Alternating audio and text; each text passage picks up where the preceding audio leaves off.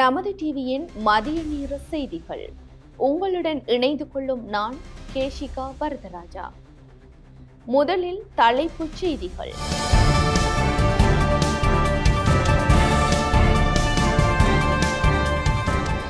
அனுராதபுரம் ஸ்ரீ ஜெயமகா போதிக்கு செல்ல உள்ள பாரத பிரதமர் மோடி. பாராளுமன்றத்தால் பதவி நீக்கப்படுவாரா தென்னக்கோன்? வடமத்திய மாகாண முன்னாள் முதலமைச்சர் SM ரஞ்சித்திற்கு கடூழிய சிறை தண்டனை. ஐக்கிய தேசிய கட்சியின் உப தலைவரானார் அகிலவிராஜ் காரியவசம். பற்றாக்குறையின்றி அரிசி விநியோகத்தை உறுதி செய்ய அரசாங்கம் நடவடிக்கை. மலேசியாவில் எரிவாயு குழாய் வெடித்ததில் 100 பேர் உடல் கருகிய நிலையில் வைத்தியசாலையில் அனுமதி. தொடர்வன உள்நாட்டு செய்திகள்.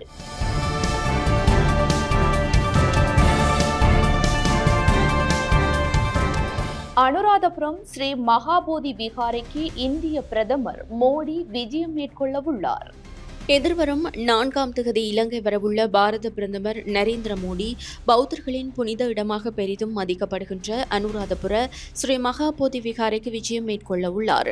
இலங்கையின் முதல் தலைநகரமான அனுராதபுரத்தில் உள்ள புனித வெள்ளரசு மரம் புத்தர் ஞானம் பெற்ற வெள்ளரசு மரத்தின் கிளையிலிருந்து வளர்க்கப்பட்டதாக வரலாறுகள் கூறுகின்றன. இது கிமு 288ஆம் ஆண்டில் நடப்பட்டதாக இலங்கை வரலாற்று நூல்கள் கூறுகின்றன. உலகிலேயே மிக பழமையான மரம் இதுவாகும். இதன்படி பாரத பிரதமர் முதல் தடவையாக குறித்த விகாரைக்கு விஜயம் மேற்கொள்ள உள்ளார். அத்துடன் குறித்த பகுதியில் பிரதமரின் பாதுகாப்பிற்காக இந்திய ராணுவத்தினர் வருகை தந்துள்ளமை விசேட அம்சமாகும். தென்னக்கோனை பதவி நீக்குவதற்கான குழுவை நியமிக்கும் முன்மொழிவு ஏப்ரல் 8ஆம் தேதி பாராளுமன்றத்தில் சமர்ப்பிக்க தீர்மானிக்கப்பட்டுள்ளது. முன்னாள் போலீஸ் மா அதிபர் தேசப்பந்து தென்னக்கோனை நீக்குவதற்கான குழுவை நியமிக்கும் முன்மொழிவு ஏப்ரல் 8ஆம் தேதி விவாதமில்லாமல் பாராளுமன்றத்தில் சமர்ப்பிக்க திட்டமிடப்பட்டுள்ளதாக தெரிவிக்கப்படுகிறது. இன்று நடைபெற்ற கட்சித் தலைவர்கள் கூட்டத்தில் இது குறித்து உடன்பாடு எட்டப்பட்டது. வடமத்திய மாகாண முன்னாள் முதலமைச்சர் SM ரஞ்சித்திற்கு கடூழிய சிறை தண்டனை விதிக்கப்பட்டுள்ளது. வடமத்திய மாகாண முன்னாள் முதலமைச்சர் SM ரஞ்சித் மற்றும் அவரது தனிப்பட்ட செயலாளராக செயற்பட்ட சாந்தி சந்திரசேன ஆகியோருக்கு தலா 16 ஆண்டுகள் கடூழிய சிறை தண்டனை விதிக்கப்பட்டுள்ளது. லஞ்ச ஊழல் ஆணைக்குழுவால் தாக்கல் செய்யப்பட்ட ஊழல் குற்றச்சாட்டுகளில் அவர்கள் குற்றவாளிகள் என நிரூபிக்கப்பட்டதை அடுத்து கொழும்பு மேல் நீதிமன்றம் இந்த தீர்ப்பை வழங்கியுள்ளது. அத்துடன் பிரதிவாதிகளுக்கு தலா 2 லட்சம் ரூபாய் அபராதம் விதிக்கப்பட்டுள்ளது. வடமத்திய மாகாண முதலமைச்சராக பதவி வகித்த காலப்பகுதியில் சட்டத்திற்கு விரோதமாக எரிபொருள் கொடுப்பனவாக 20,80,500 ரூபாவை பெற்றுக்கொண்டதன் ஊடாக ஊழல் இடம்பெற்றுள்ளதாக பிரதிவாதிகள் மீது குற்றம் சாட்டப்பட்டிருந்தது. ஐக்கிய தேசிய கட்சியின் உப தலைவராக அகிலவிராஜ் காரியவசம் மீண்டும் நியமிக்கப்பட்டுள்ளார். ஐக்கிய தேசிய கட்சியின் உப தலைவராக முன்னாள் பாராளுமன்ற உறுப்பினர் அகிலவிராஜ் காரியவசம் மீண்டும் நியமிக்கப்பட்டுள்ளார். ஐக்கிய தேசிய கட்சியின் தலைமையகமான ஸ்ரீகொத்தவில் நேற்று இடம்பெற்ற கட்சியின் செயற்குழு கூட்டத்தில் இந்த நியமனம் வழங்கப்பட்டுள்ளது. இந்த நிலையில் உள்ளூராட்சி மன்ற தேர்தலுக்காக சமர்ப்பிக்கப்பட்ட வேட்பு மனுக்கள் தொடர்பில் கட்சியின் செயற்குழுவின் ஒப்புதல் பெறப்பட்டுள்ளது. அத்துடன் எதிர்வரும் உள்ளூராட்சி மன்ற தேர்தலுக்கான நடவடிக்கைகள் குறித்தும் இதன்போது விரிவாக கலந்துரையாடப்பட்டதாக கட்சி தகவல்கள் தெரிவிக்கின்றன. பற்றாக்குறையின்றி அரிசி விநியோகத்தை உறுதி செய்ய அரசாங்கம் நடவடிக்கை எடுத்துள்ளது. நுகர்வோருக்கு தட்டுப்பாடு இல்லாமல் அரிசியை வழங்கும் நோக்கில் எதிர்காலத்தில் அரிசியை இறக்குமதி செய்ய உணவு கொள்கை மற்றும் பாதுகாப்பு குழு பரிந்துரைத்துள்ளது. உணவு கொள்கை மற்றும் பாதுகாப்பு குழு ஜனாதிபதி செயலகத்தில் வர்த்தக, வணிக, உணவு பாதுகாப்பு மற்றும் கூட்டுறவு அபிவிருத்தி அமைச்சர் வசந்த சமரசிங்க தலைமையில் 5வது முறையாக நேற்று கூடியது. இதன்போது அறுவடை நடந்து கொண்டிருந்தாலும் தற்போது சந்தையில் அரிசியின் விலையில் அதிகரிப்பு இருப்பதாகவும் சந்தையில் சில வகையான அரிசிகளுக்கு பற்றாக்குறை நிலவுவதாகவும் தெரிவிக்கப்படுகிறது. அதன்படி போதுமான அளவு அரிசி இருப்பை பராமரிப்பதற்காக அரிசியை இறக்குமதி செய்வதில் அமைச்சரவையில் கவனம் செலுத்துவது தொடர்பில் இதன்போது விவாதிக்கப்பட்டது. இந்த ஆண்டு கனமழை காரணமாக 2 முறை பயிர் சேதம் ஏற்பட்டதால் எதிர்பார்க்கப்பட்ட அறுவடை கணிசமாக குறைந்துள்ளதாகவும் இதன்போது கூறப்பட்டது. கால்நடை தீவனத்திற்காக அரிசியை ஒழுங்கற்ற முறையில் பயன்படுத்துவது அரிசி பற்றாக்குறைக்கு மற்றுமொரு முக்கிய காரணம் எனவும் தெரிவிக்கப்பட்டது. மேலும் கால்நடை உற்பத்தி துறையில் கால்நடை தீவன தேவைகளுக்காக உடைந்த அரிசியை இறக்குமதி செய்வது மற்றும் மாற்று தீவனத்தை பயன்படுத்துவது தொடர்பிலும் இதன்போது கவனம் செலுத்தப்பட்டது. 200 ரூபாவிற்கு குறைவான விலையில் சத்தான உணவு வழங்கும் அரசாங்கத்தின் புதிய திட்டம் நாரகின்பட்டியில் ஆரம்பிக்கப்பட்டுள்ளது. குறைந்த விலையில் போசாக்கான உணவை பெறுவதற்கான வசதிகளை ஏற்படுத்தி கொடுத்தல் மற்றும் மக்களின் உணவு பாதுகாப்பை உறுதிப்படுத்தும் வகையில் அரசாங்கத்தினால் அறிமுகப்படுத்தப்பட்ட வேலை திட்டம் நாரகின்பட்டியில் அமைந்துள்ள தேசிய உணவு ஊக்குவிப்பு சபையின் பெலச உணவகத்தில் நேற்று ஆரம்பித்து வைக்கப்பட்டது. தேசிய உணவு ஊக்குவிப்பு சபை, சுகாதார அமைச்சு மற்றும் விவசாய அமைச்சு ஆகியன இணைந்து வர்த்தகர்களின் ஆதரவுடன் நடத்தி வரும் இந்த உணவு திட்டமானது கிளீன் ஸ்ரீலங்கா வேலை திட்டத்துடன் இணைந்து நடைமுறைப்படுத்தப்படுகின்றது. இதன் மூலம் 200 ரூபாய் விலையில் போசாக்கு நிறைந்த உணவை பெற்றுக்கொள்வதற்கான சந்தர்ப்பம் மக்களுக்கு கிடைக்கும் என குறிப்பிடப்படுகின்றது. இந்த போசாக்கு நிறைந்த உணவு முறைமை அனைத்து அரசு மற்றும் தனியார் உணவகங்களிலும் விரைவில் அறிமுகப்படுத்தப்பட உள்ளதாக தெரிவிக்கப்படுகின்றது. பொதியிடப்பட்ட தேசிய உணவுகள் மற்றும் போசாக்கான சிற்றுண்டிகளையும் குறைந்த விலையில் பெற்றுக்கொள்வதற்கான வசதிகள் இங்கு ஏற்படுத்தி கொடுக்கப்பட்டுள்ளதாக ஜனாதிபதி ஊடகப் பிரிவு தெரிவித்துள்ளது. யாழ்ப்பாணம் சாவகச்சேரி பகுதியில் 2.5 வயது சிறுமியின் அசாத்திய திறமையை கருத்தில் கொண்டு கின்னஸ் சாதனை புத்தகத்தில் பதிவதற்கு பெற்றோர் முயற்சி செய்து வருகின்றனர். 1000 தமிழ் சொற்களுக்கு அதன் ஆங்கில அர்த்தங்களை சாதாரணமாக கூறி சாவகச்சேரியை சேர்ந்த 2.5 வயது சிறுமி ஒருவர் அசத்தியுள்ளார். சிறுமியின் குறித்த அசாத்திய திறனை கின்னஸ் சாதனை புத்தகத்தில் பதிவேற்றுவதற்கான முயற்சியில் பெற்றோர் ஈடுபட்டுள்ளனர். சாவகச்சேரியை சேர்ந்த ஜெயகரன் தர்ஷ்விகா என்ற 2.5 வயது சிறுமி காலநிலை, விலங்குகள், மின்னியல் சாதனங்கள், தொழில்கள் உள்ளிட்ட 1000க்கும் அதிகமான பெயர்களை தமிழில் கேட்கும்போது அவற்றிற்கான ஆங்கில அர்த்தங்களை மிகவும் அசாத்தியமாக கூறுகின்றார். இந்நிலையில் யாழ் ஊடக அமையத்தில் ஊடக சந்திப்பொன்றை பெற்றோர் நேற்றைய தினம் முன்னெடுத்திருந்ததுடன் குறித்த சிறுமியின் அசாத்திய திறனை வெளிக்கொண்டு வருவதுடன் அந்த ஆற்றலை உலக சாதனை புத்தகத்தில் பதியப்படுவதற்கான முயற்சியை முன்னெடுத்துள்ளமை குறிப்பிடத்தக்கது. நான் படிக்கிறத பார்த்தேன்னா கேட்டவா ஒரு நாள் தான் நான் இருந்தவாக்கு சொல்லி கொடுக்கல, இவாவுக்கு தேவை வந்து நான் படிக்க வலிக்கிட அதை கிரகிச்சு தான் சொல்ல வலிக்கிட்டவா. இப்போ ரீசெண்டாக தான் 2-3 மாதத்துல நான் நிறைய அவதானித்தேன். நான் மறந்து போய் இது எப்படி என்று யோசிச்சா இவா சொல்லுவா அது இதுதானே தாண்டு ஏதாவது வேலை செய்து கொண்டிருப்பா. ஆனால் நான் படித்து கொண்டிருக்கிறத கேட்டுக்கொண்டிருப்பா. அது மனுத்தியானமாக இருந்தாலும் சரி, எல்லாம் பறவைகள், மிருகங்கள், தொழிற்பெயர்கள், வினை சொற்கள், பருவகாலங்கள், மற்றது இடங்கள், மரங்கள், பூக்கள், அந்த அப்படி 1000 சொல் சொல்லுவா. இப்போ வரைக்கும் 1000 சொல் சொல்கிறான். மேசை, தும்புத்தடி, பற்பொடி, டூத்பேஸ்ட், வெளிராத வப்பு, நீலமணி, மயில் கொன்றை, சாமந்தி, ஆம்பல் பூ, வாட்டர் லில்லி, மின் விசிறி, குளிர்சாதனப்பட்டி,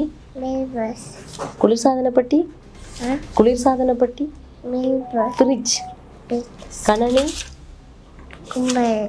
கணனி அறை, கம்ப்யூட்டர் ரூம், முக்கோணம், செவ்வகம், ரெக்டாங்கிள், சதுரம், நீள்வட்டம்.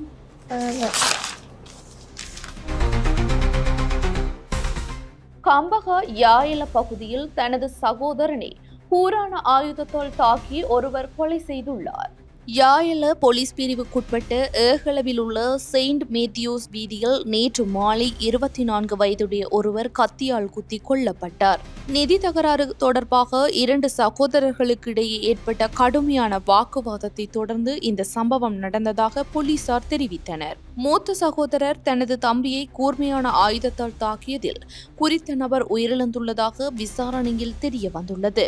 சம்பவம் தொடர்பாக ஏகல பகுதியைச் சேர்ந்த 35 வயதுடைய சந்தேக நபர் கைது செய்யப்பட்டுள்ளார். வவுனியா, நெலுக்குளம் மற்றும் மொரட்டுவ போலீஸ் பிரிவுகளில் அடையாளம் காணப்படாத 2 சடலங்கள் கண்டெடுக்கப்பட்டுள்ளதாக தெரிவித்துள்ளனர். நெலுக்குளம் போலீஸ் பிரிவுக்குட்பட்ட தம்பனையில் உள்ள புளியங்குளம் ஏரிக்கு அருகிலுள்ள காலி இடத்தில் அடையாளம் தெரியாத ஆணொருவரின் சடலம் கண்டெடுக்கப்பட்டுள்ளது. இறந்தவரின் அடையாளம் இன்னும் உறுதிப்படுத்தப்படவில்லை.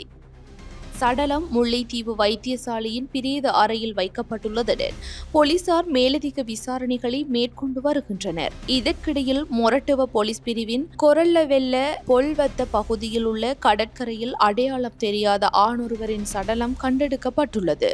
இறந்தவரின் அடையாளம் இன்னும் உறுதிப்படுத்தப்படவில்லை என போலீசார் கூறினர். மேற்படி சம்பவங்கள் தொடர்பான மேலதிக விசாரணைகளை போலீசார் மேற்கொண்டு வருகின்றமை குறிப்பிடத்தக்கது. அம்பாறை நெய்னாக்காடு பகுதியில் கடற்றொழிலுக்கு சென்ற நபர் ஒருவர் சடலமாக மீட்கப்பட்டுள்ளார். அம்பாறை இறக்காமம் போலீஸ் பிரிவுக்குட்பட்ட நெய்னாக்காடு சாவாறு பகுதியில் நண்பருடன் கடற்றொழிலுக்கு சென்ற நபர் ஒருவர் சடலமாக மீட்கப்பட்டுள்ளார். கடந்த 31ஆம் தேதி மாலை குறித்த நபர் நண்பருடன் கடற்றொழிலுக்கு சென்ற நிலையில் காணாமல் போயிருந்தார். இந்த நிலையில் தனது கணவரை காணவில்லை என மனைவியினால் நேற்று காலை இறக்காமம் போலீஸ் நிலையத்தில் முறைப்பாடு செய்யப்பட்டது. குறித்த முறைப்பாட்டிற்கமைய விசாரணைகள் முன்னெடுக்கப்பட்டிருந்தன. அத்துடன் போலீசார் மேற்கொண்ட தேடுதல் நடவடிக்கையின் போது குறித்த மீனவரின் சடலம் கண்டெடுக்கப்பட்டுள்ளது. கெல்முனை பாண்டிருப்பு பகுதியைச் சேர்ந்த 48 வயதுடைய நபரே சடலமாக மீட்கப்பட்டுள்ளார். சடலம் பிரேத பரிசோதனைக்காக அம்பாறை பொது வைத்தியசாலைக்கு கொண்டு செல்லப்பட்டுள்ளதுடன் மேலதிக விசாரணைகளின் பின்னர் உறவினர்களிடம் ஒப்படைக்கப்படும் என இறக்காமம் போலீசார் தெரிவித்தனர். தென் மாகாணத்தில் ஏற்பட்ட 2 துப்பாக்கி சூட்டு சம்பவங்கள் தொடர்பில் 2 கைது செய்யப்பட்டுள்ளனர். அம்பலாங்கொடை மற்றும் அம்பலாந்தோட்டை போலீஸ் பிரிவுகளில் பதிவான தனித்தனி துப்பாக்கிச் சூட்டு சம்பவங்கள் தொடர்பாக 2 சந்தேக நபர்களை போலீசார் கைது செய்துள்ளனர். மார்ச் 14ஆம் தேதி அம்பலாங்கொடை இடம்தோட்டை பகுதியில் நடந்த ஒரு சம்பவத்தில் ஒருவர் சுட்டுக் கொல்லப்பட்டார். குறித்த குற்றத்திற்கு உதவியமைக்காக மீட்டியாகொடையைச் சேர்ந்த 31 வயது சந்தேக நபர் நேற்று கைது செய்யப்பட்டார். இதேவேளை மார்ச் 31ஆம் தேதி அதிகாலையில் அம்பலாந்தோட்டை போலீஸ் பிரிவுக்குட்பட்ட கோக்கல்லவில் உள்ள ஒரு வீட்டிற்குள் மோட்டார் சைக்கிளில் வந்த 2 அடையாளம் தெரியாத நபர்கள் ஒருவர் மீது துப்பாக்கிச் சூடு நடத்தினர். இந்த குற்றத்துடன் தொடர்புடைய ஒரு சந்தேக நபர் நேற்று கைது செய்யப்பட்டுள்ளார். சூரிய விவவைச் சேர்ந்த 26 வயதுடைய நபரே இவ்வாறு கைது செய்யப்பட்டுள்ளார். போலீசார் மேற்படி சம்பவங்கள் தொடர்பில் விசாரணைகளை முன்னெடுத்து வருகின்றனர். மட்டக்களப்பு வவுணதீவு பிரதேசத்தில் முற்றாக உடைந்த நிலையில் காணப்படும் பாலத்தினால் கிராம மக்கள் பெரும் அசௌகரியங்களுக்கு முகம் கொடுத்து வருகின்றனர். மட்டக்களப்பு வவுணதீவு மகளவெட்டுவான் கிராமத்தில் உள்ள பாலம் முற்றாக உடைந்த நிலையில் காணப்படுகின்றது. இந்த பாலமானது மகளவெட்டுவான், கரவெட்டி மற்றும் பல கிராமங்களை உள்ளடக்கிய முக்கிய மார்க்கங்களை இணைப்பதாக காணப்படுகின்றது. தற்போது வரை இப்பாலத்தின் ஊடாக பொதுமக்கள் கனரக வாகனங்களில் பிரயாணம் செய்ய முடியாத நிலையில் காணப்படுகின்றனர். இதனால் கிராம மக்கள் மாற்று வழி ஊடாகவே பல மைல்கள் சுற்றி பயணிக்கும் துர்ப்பாக்கிய நிலைக்கு ஆளாகியுள்ளனர். பாலம் இதுவரை புனரமைக்காமல் இருப்பதனால் உரிய அதிகாரிகள் இதனை கவனத்திற்கொண்டு புதிய பாலம் ஒன்றை அமைத்து தருமாறு மகளவெட்டுவான் பிரதேச மக்கள் கோரிக்கை விடுத்துள்ளனர். ஒரு வருஷம் கூடி இந்த பாலம் உடைஞ்சு போய் கிடக்குது. நாங்க வரையுமீலா போயுமீலா வைரோட்டு போட்டாங்க. அந்த பள்ளம் இதோட இழுத்து போயிட்டு இந்த பாலம் சரியா உடைஞ்சி உள்ள போகுது. அதால இப்ப போக்குவரத்து செய்யலாம். இப்ப கொண்டு உள்ள போறாங்கன்றது தெரியாம இருக்கு. அதால இப்ப எங்கட ஊராக்கள் எல்லாம் நடந்து போய் வராங்க. இந்த பாலம் உடைஞ்சுண்டா உளுந்துண்டா அவங்களும் சரி. இப்ப மிஷின்களும் இந்த பாலத்தால இதுக்குள்ளால வராம இந்த கட்டால வந்து இந்த ஆத்துக்குள்ளால இறக்கி தான் கொண்டு வரோம். வெள்ளாமை செய்ய இந்த ஆத்துக்கட்டு கட்டுனாங்கடா இதுக்குள்ளால மிஷினும் வரையில ஒன்றும் வரையில நாங்களும் போயிடலாம். ஐட்டமங்களுக்கு இந்த பாலத்தை போட்டா தான் நாங்க எங்களுக்கு லேசி வரது. பிரச்சனை நடந்து எங்களுக்கு எத்தனை மணிக்கு எடுத்து பிடிச்சா கரவட்டி தொங்கல போகணும்.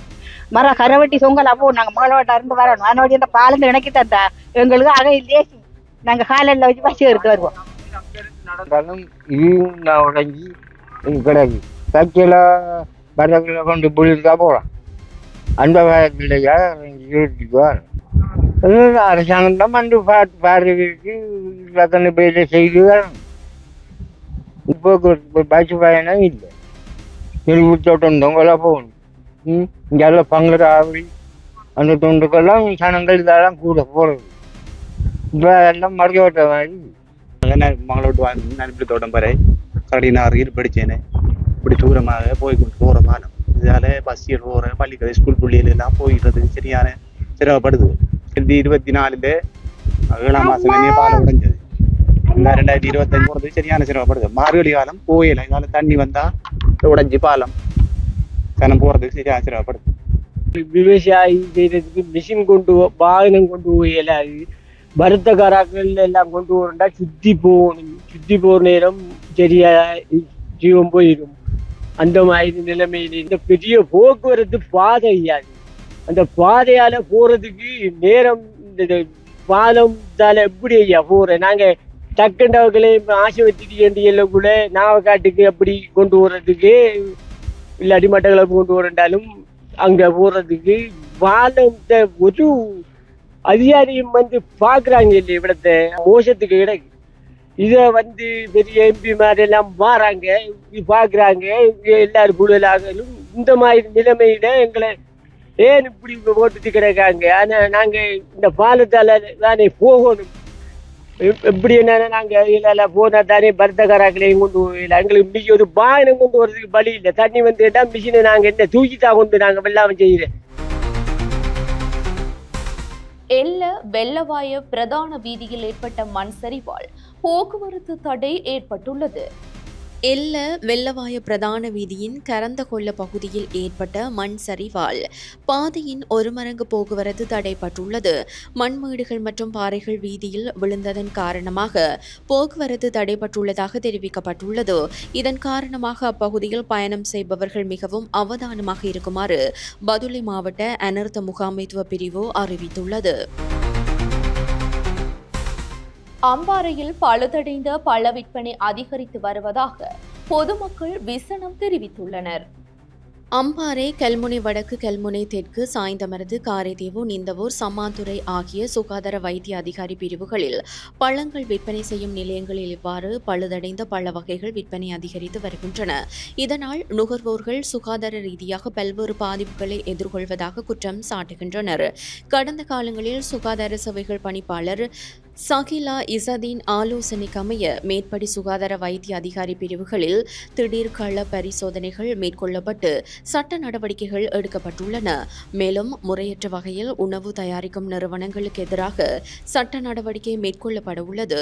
தற்போது பொது சுகாதார பரிசோதகர்களின் திடீர் பரிசோதனை தொய்வின் காரணமாக இவ்வாறு பழுதடைந்த பழ விற்பனை அதிகரித்துள்ளதாக நுகர்வோர் தெரிவிக்கின்றனர். நாட்டின் பெரும்பாலான பகுதிகளில் காற்றின் தரம் மிதமான நிலையில் காணப்படும் என வாகன புகைப்பரீட்சை நம்பிக்கை நிதியம் தெரிவித்துள்ளது. நாட்டின் பெரும்பாலான பகுதிகளில் இன்று காற்றின் தரம் மிதமான நிலையில் காணப்படும் என தெரிவிக்கப்பட்டுள்ளது. தேசிய கட்டட ஆராய்ச்சி நிறுவனத்தின் சுற்றாடல் கற்கைகள் மற்றும் சேவைகள் பிரிவு மற்றும் வாகன போக்குவரத்து திணைக்களத்தின் வாகன புகைப்பரீட்சை நம்பிக்கை நிதியம் வெளியிட்டுள்ள அறிக்கையில் இவ்வாறு தெரிவிக்கப்பட்டுள்ளது.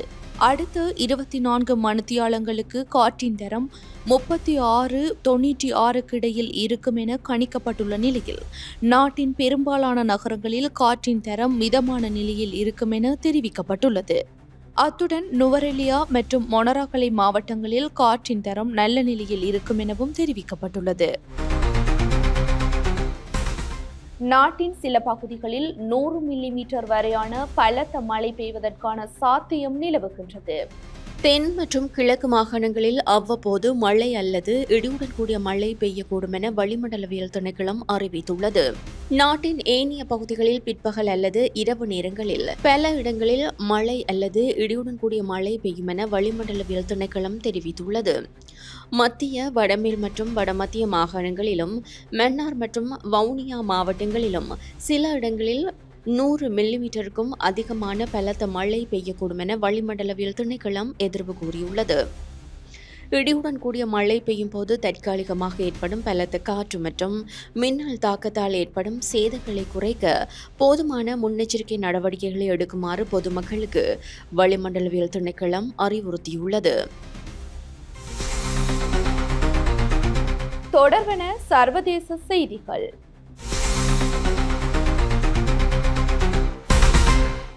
மலேசியாவில் எரிவாயு குழாய் வெடித்து ஏற்பட்ட பாரிய தீ விபத்தில் சிக்கிய 100 பேர் உடல் கருகிய நிலையில் வைத்தியசாலையில் அனுமதிக்கப்பட்டுள்ளனர். மலேசியாவின் கோலாலம்பூர் புத்ரா ஹைட்ஸ் பகுதியில் எரிவாயு குழாய் வெடித்து ஏற்பட்ட தீப்பரவலில் சிக்கி 100க்கும் மேற்பட்டோர் உடல் கருகிய நிலையில் பலத்த காயங்களுடன் வைத்தியசாலையில் அனுமதிக்கப்பட்டுள்ளனர். எரிவாயு குழாய் வெடித்ததில் சுமார் 300 அடி உயரத்திற்கு தீக்குழம்பு மேலெழும்பியதாக சர்வதேச ஊடகங்கள் செய்தி வெளியிட்டுள்ளன. இது பார்ப்பதற்கு எரிமலை வெடித்து சிதறியது போல காட்சி அளித்ததாக தெரிவிக்கப்படுகின்றது. தொடர்ந்து பரவிய தீயால் சுமார் 50 வீடுகள் முற்றாக எரிந்து நாசமாகியுள்ளன. இதேவேளை பல மணி நேர போராட்டத்திற்கு பிறகு தீ கட்டுப்பாட்டிற்குள் கொண்டுவரப்பட்டுள்ளது. இந்த நிலையில் இந்த விபத்தில் 100க்கும் மேற்பட்டோர் உடல் கருகி படுகாயமடைந்த நிலையில் தீவிர சிகிச்சை பிரிவில் அனுமதிக்கப்பட்டுள்ளதாக தெரிவிக்கப்படுகின்றது. இதேவேளை சம்பவம் தொடர்பில் அந்நாட்டு அதிகாரிகள் மேலதிக விசாரணைகளை முன்னெடுத்துள்ளனர். தொடர்வன விளையாட்டு செய்திகள்.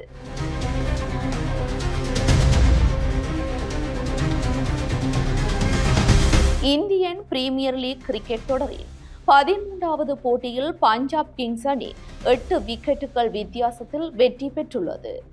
இந்தியன் பிரீமியர் லீக் கிரிக்கெட் தொடரின் 13வது போட்டியில் பஞ்சாப் கிங்ஸ் அணி 8 விக்கெட்டுகள் வித்தியாசத்தில் வெற்றி பெற்றது. லக்னோவில் நடைபெற்ற குறித்த போட்டியில் லக்னோ சூப்பர் ஜெயின்ஸ் மற்றும் பஞ்சாப் கிங்ஸ் ஆகிய அணிகள் மோதின. போட்டியின் நாணய சுழற்சியில் வெற்றி பெற்ற பஞ்சாப் கிங்ஸ் அணி முதலில் கள்ளத்தடுப்பில் ஈடுபட தீர்மானித்தது. இதன்படி முதலில் துடுப்படுத்தாடிய லக்னோ சூப்பர் ஜெயின்ஸ் அணி 20 ஓவர்கள் நிறைவில் 7 விக்கெட்டுகளை இழந்து 171 ஓட்டங்களை பெற்றுக் கொண்டது. துடுப்பாட்டத்தில் நிக்கோலஸ் பூரன் 44 ஓட்டங்களை பெற்றுக் கொடுத்தார். இந்நிலையில் 172 ஓட்டங்கள் எனும் வெற்றி இலக்கை நோக்கி துடுப்படுத்தாடிய பஞ்சாப் கிங்ஸ் அணி 16.2 ஓவர்கள் நிறைவில் 2 விக்கெட்டுகளை இழந்து வெற்றி இலக்கை கடந்தது.